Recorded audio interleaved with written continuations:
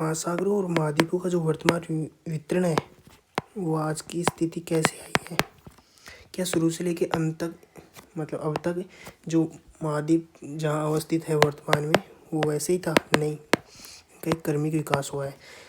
पहले माना जाता है कि 20 करोड़ वर्ष पूर्व एक बड़ा कॉन्टिनेंट था जिसको बोलते थे पेंजिया, और जो आज महासागरों का वितरण हो रखा है वो पहले एक जगह ही एकत्रित था, एक बड़ा महासागर था, उसको बोलते हैं पेंथालासा।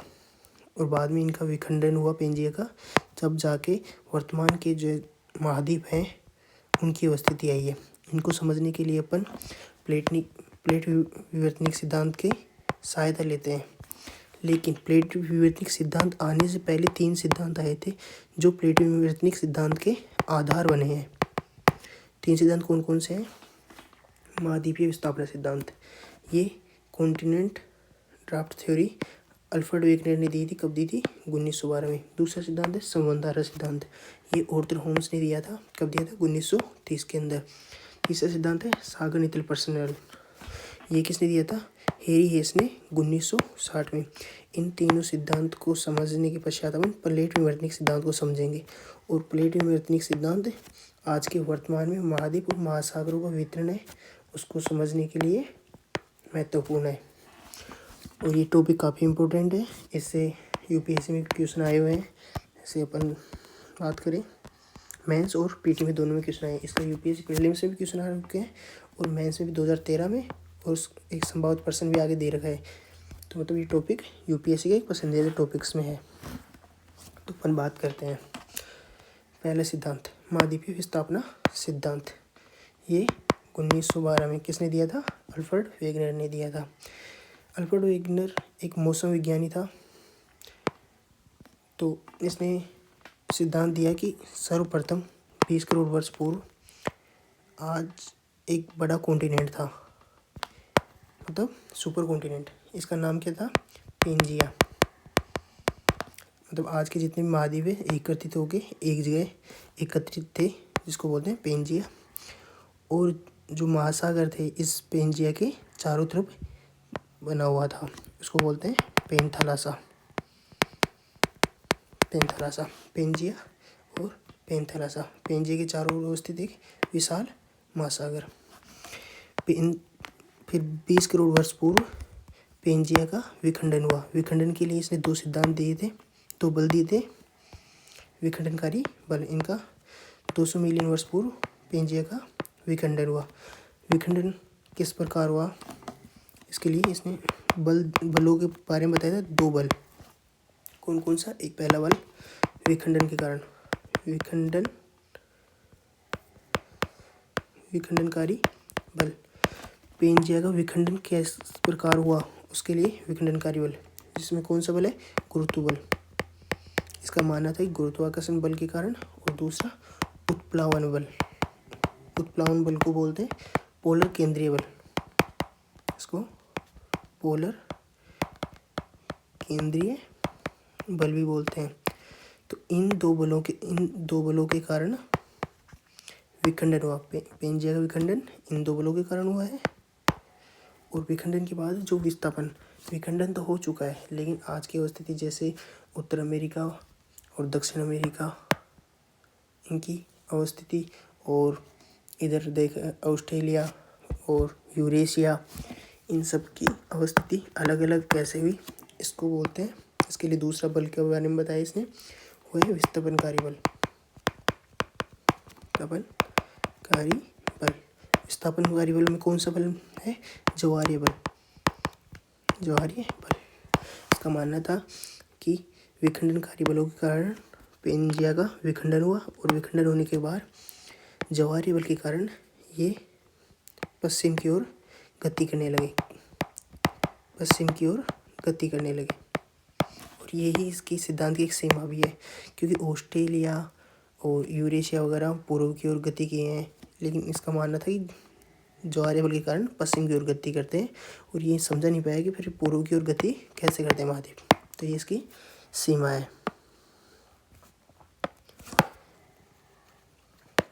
सिद्धांत के पक्ष में प्रमाण। अपने सिद्धांत के पक्ष में इसने जो प्रमाण दिए थे वो क्या क्या है। देखो, jigsaw theory, jigsaw fit theory. पहली है jigsaw fit theory. Jigsaw fit theory मतलब इसको अपन साम्यता का सिद्धांत भी बोल सकते हैं। साम्यता का सिद्धांत। आपने नक्शा देखा होगा आज का। देखो, वर्ल्ड का जो नक्शा है ना, जिसमें दक्षिण अमेरिका है और ये दक्षिण अफ्रीका है।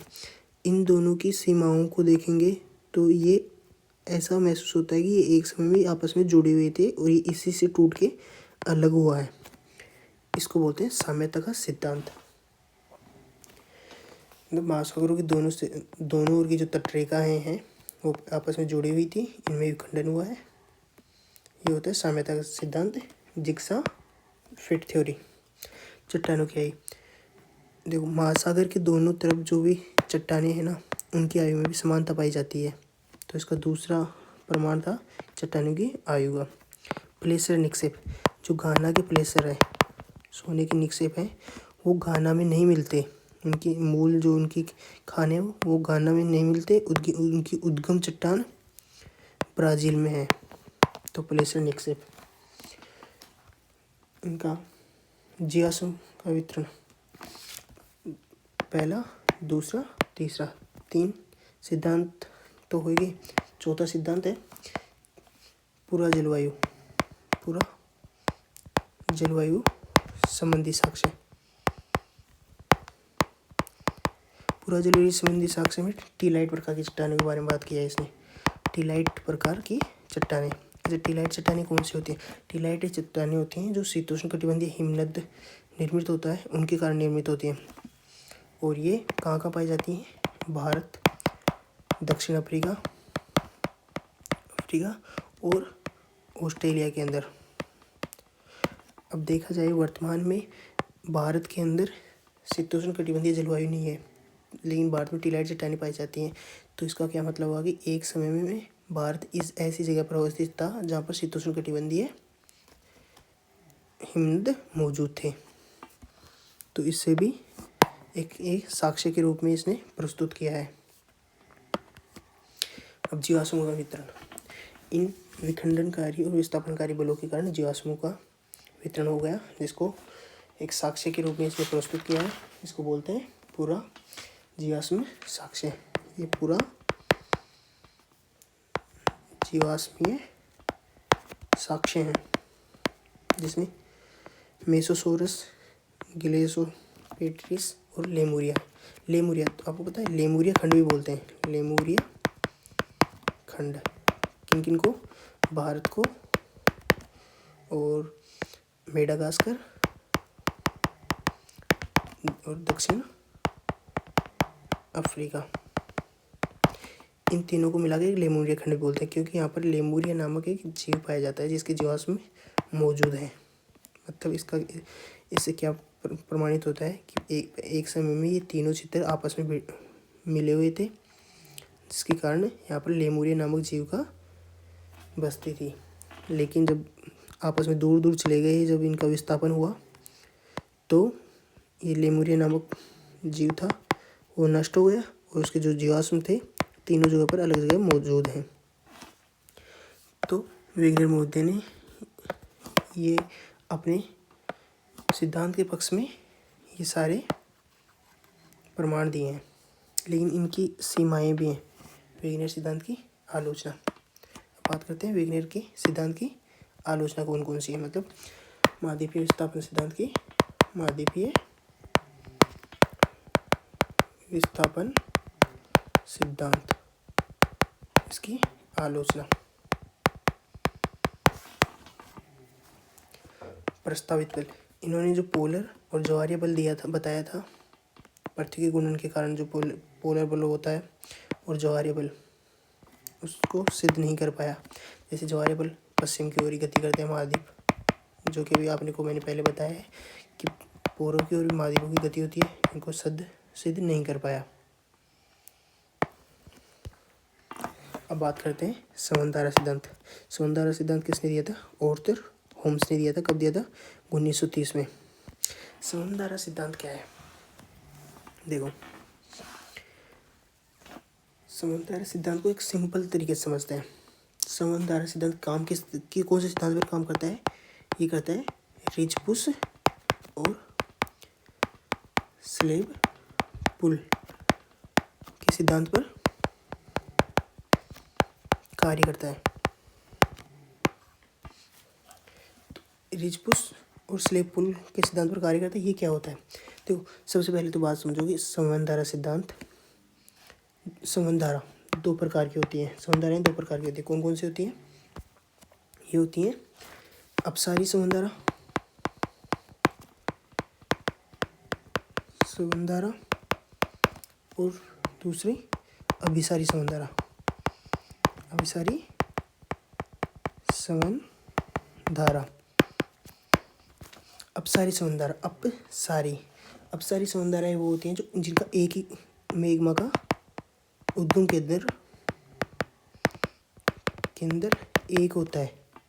मतलब जैसे ये एक उद्गम केंद्र हुआ, यहाँ से उद्गम हो रहा है। अपसारी मतलब ये दूर दूर जाती हैं, पास पास नहीं आती, ये दूर दूर जाती हैं। जैसे मैग्मा का उद्गम एक केंद्र से हुआ, मैग्मा ऊपर की ओर गति किया, मैग्मा ने पार्श्व गति की और ये मैग्मा ने वापस अवतरण गति कर ली। अवतरण गति करते हुए ये जब ठंडा हुआ, पार्श्व गति करने के पश्चात ठंडा होने के बाद ये वापस पृथ्वी के आंतरिक गहराई में जाने लगा और वापस धीरे धीरे रेडियो एक्टिव पदार्थों के कारण वापस गर्म होने लगा और ये वापस ऊपर उठने लगा। तो ये एक ये चक्कर बन गया, ये चक्कर बनता गया। यहाँ से मैग्मा का एक कल केंद्र रहता है, यहाँ पर आके पृथ्वी सतह पर आया, ठंडा हुआ और नीचे चला गया। दूसरा एक ये बन रहा है जहाँ पर मैग्मा आ रहा है पार्श्व गति करता हुआ और ये ठंडा होके धरातल के अंदर जा रहा। दूसरा अभिसारी संवहन धारा है, ये वाला चित्र अभिसारी संवहन धारा का है। यहाँ पर दो अलग अलग मैग्मा के उद्गम केंद्र है और मैग्मा धरातल में जाता है और वापस पुनः एक चक्कर बनाता है। अब देखो, मैग्मा उद्गम हुआ, ऊपर गया धरातल के पास में जाके ये अब अपसारी हो रहा है। अपसारी होने के कारण इसमें तनाव बल लग रहा है। तो यहाँ पर अभी अपसारी संवहन धारा में तनाव बल कार्य करता है। तनाव बल लग रहा है। ये एक तरफ इस साइड दिखा दे रहा है, दूसरा इस साइड दिखा दे रहा है। धक्का देने से जो भूपृष्ठ है वहाँ पर तनाव की उत्पत्ति हो रही है। तो यहाँ पे क्या क्या बनने की संभावना है? या तो भ्रंश बन जाएगी या गाठी का निर्माण होगा। वहीं पर अभिसारी संवहन धारा की बात करें तो अभिसारी संवहन धारा पर पार्श्व गति करते हुए संवहन धाराएं दो केंद्रों से आ रही हैं, आके धरातल के अंदर जा रही हैं। तो भूपृष्ठ पर ये इधर संपीड़न कर रही है, ये इधर संपीड़न कर रही है। तो यहाँ पर अभिसारी संवहन धारा में कौन सा बल लगता है? संपीड़न बल। अब देखो, ये इधर टकरा रहा है, ये आपस में टकरा रहा है, उनका अभिसारी हो रहा है। अभिसारी होने के कारण यहाँ पर क्या पर्वत का निर्माण हो होगा या पहाड़ का निर्माण होगा, पठार का निर्माण होगा। अच्छा, इनको समझने की, देखो ये निर्माण कैसे होगा। देखो, जो यदि अपन कोई कपड़ा है उसको आपस में दोनों तरफ से धक्का मारते हैं तो बीच के अंदर स्लेट बन जाती हैं। इसी तरह से पृथ्वी की धरातल पर भी ये स्लेट बन जाती हैं जो पठार और पर्वत का रूप लेती हैं। तो बेसिक रूप से इस तरह से इनको समझ सकते हैं। तो संवहन धारा सिद्धांत में अपसारी संवहन धारा, अभिसारी संवहन धारा, अपसारी तनाव बल का निर्माण करती है, तनाव बल के कारण भ्रंश गाठी का निर्माण होता है और पर्वत और पठार का निर्माण होता है अभिसारी संवहन धारा के कारण। लेकिन इसकी भी सीमाएं हैं, संवहन धारा सिद्धांत की सीमाएं हैं। देखो, मैग्मा की उत्पत्ति कहाँ से हो रही है, इसने ये स्पष्ट नहीं किया। मैग्मा की उत्पत्ति दुर्बलता मंडल से हो रही है या फिर बाह्य कोर से, इन्होंने ये स्पष्ट नहीं किया था। तो दुर्बलता मंडल में ठोस पदार्थ पाए जाते हैं, बाह्य कोर में मैग्मा पाया जाता है, बिल्कुल तरल मैग्मा, तरल अवस्था में। दुर्बलता मंडल को मैग्मा का चैम्बर भी कहते हैं। इसके बारे में अपन पहले वाले चैप्टर में, पृथ्वी की आंतरिक संरचना में बात किए थे, उसमें समझाया था मैंने। इन्होंने ये स्पष्ट नहीं किया कि मैग्मा की उत्पत्ति कहाँ से होती है। इनकी दूसरी सीमाएं क्या है, जो संबंध धारा है, इनकी एक केंद्र से उत्पत्ति तो हो गई, इनकी दिशा कौन सी होगी, तो दिशा के बारे में, दिशा परिवर्तन के बारे में निश्चित नहीं बता पाए। तो इनको, इनके सिद्धांत की ये दो सीमाएं मानते हैं। तो ये सिद्धांत काफ़ी इम्पोर्टेंट है। आपने देखा होगा कि पर्वत और पठार का निर्माण हो रहा है, बरंस घाटी का निर्माण हो रहा है, ये सब काफ़ी इम्पोर्टेंट है। ये जाके प्लेट विवर्तनिक सिद्धांत में काफ़ी रोल निभाता है, संबंध धारा सिद्धांत। इसीलिए तो संबंध धारा सिद्धांत, महाद्वीपीय संबंध सिद्धांत, इनको प्लेट विवर्तनिक सिद्धांत का आधार बोलते हैं। अब तीसरा, सागर नितल सागर नितल प्रसारण, इसकी बात करते हैं। ये किसने दिया था, हेरियस ने। कब दिया था, 1961 में। सागर नितल प्रसारण ये बहुत ही आसान है। इन्होंने किस आधार पर दिया है ये सिद्धांत, चट्टानों की उम्र के आधार पर। चट्टानों की उम्र, दूसरा चट्टानों के चुंबकीय गुण, चट्टानों के चुंबकीय गुण।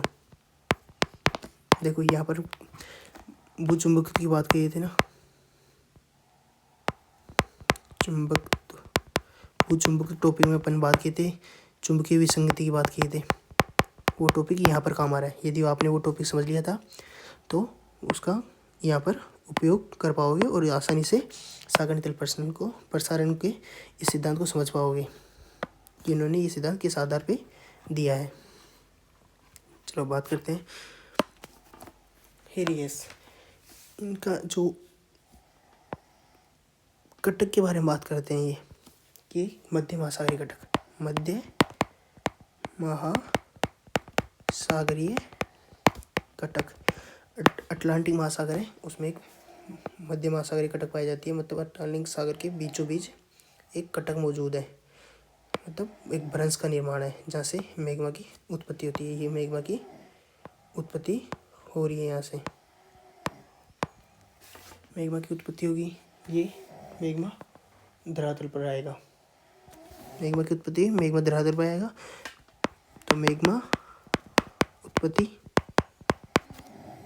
मैग्मा धरातल पे आएगा, धरातल पे आएगा तो ये प्लेट को पुश करेगा, धरातल पे आएगा, प्लेट को पुश करेगा, धक्का देगा, प्लेट को धक्का देगा तो प्लेट महाद्वीप के नीचे अंदर की और धरातल के अंदर प्रवेश करेगी। धरातल के अंदर प्रवेश करने के बाद ये गहराई में जाने के पश्चात रेडियो एक्टिव पदार्थों के कारण और ताप के कारण ये पिघलने लगेगी, पिघल कर मैग्मा का निर्माण होगा। मैग्मा का निर्माण होगा, मैग्मा वापस मध्य महासागरीय घटक के सहारे ऊपर की ओर आएगा, वापस ये प्लेट को पुश करेगा, प्लेट वापस महाद्वीप के अंदर जाएगी, महाद्वीप के नीचे जाएगी, गर्म होगी, पिघलेगी, मैग्मा बनेगा और ये चक्कर चलता जाएगा। इसी को सागर नितल प्रसारण बोलते हैं। अब इसके बारे में इन्होंने जो साक्ष्य दिए थे, दो साक्ष्य मैंने दोनों बता दिए कि चट्टानों की उम्र और चट्टानों का चुंबकीय गुण। देखो चट्टानों की उम्र और चट्टानों का चुंबकीय गुण, मध्य महासागरीय ये कटक है, ये मानते हैं ये मध्य महासागरीय कटक है। तो इसके समीप की जो चट्टान है, इन दोनों की आयु समान है, मतलब यहाँ की आयु समान है। इनसे थोड़ी दूर जाने पर, समान दूरी पर जाने पर उनकी आयु समान होगी, इनसे थोड़ी दूर जाने पर उनकी आयु समान होगी।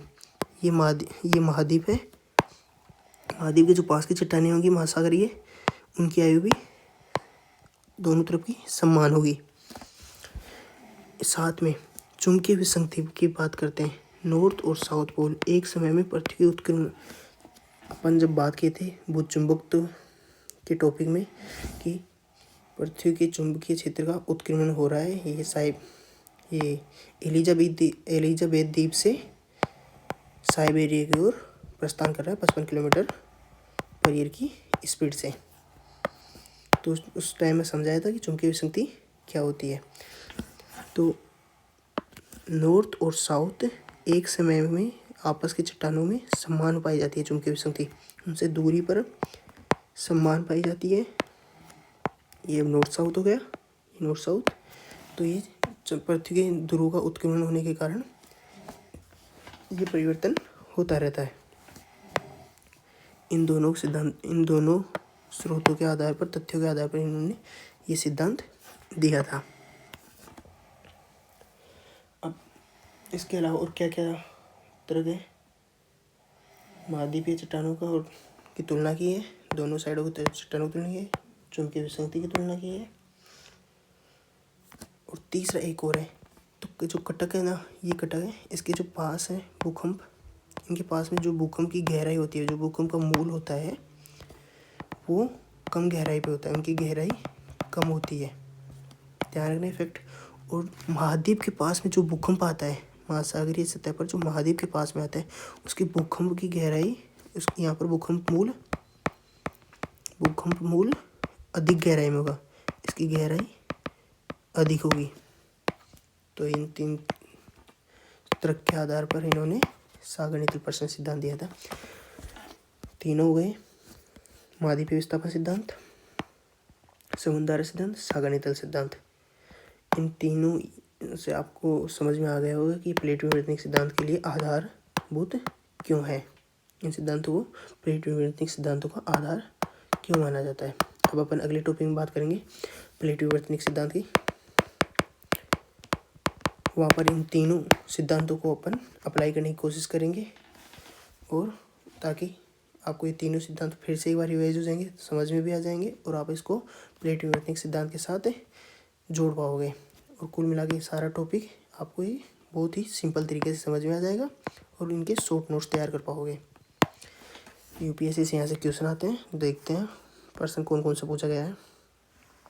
प्रश्न के प्रमाण में पूरा चुंबक चट्टानों की आयु, तलछटी अपन बात कर चुके हैं। ये तीनों सागर नितल प्रश्न के तरह की हैं।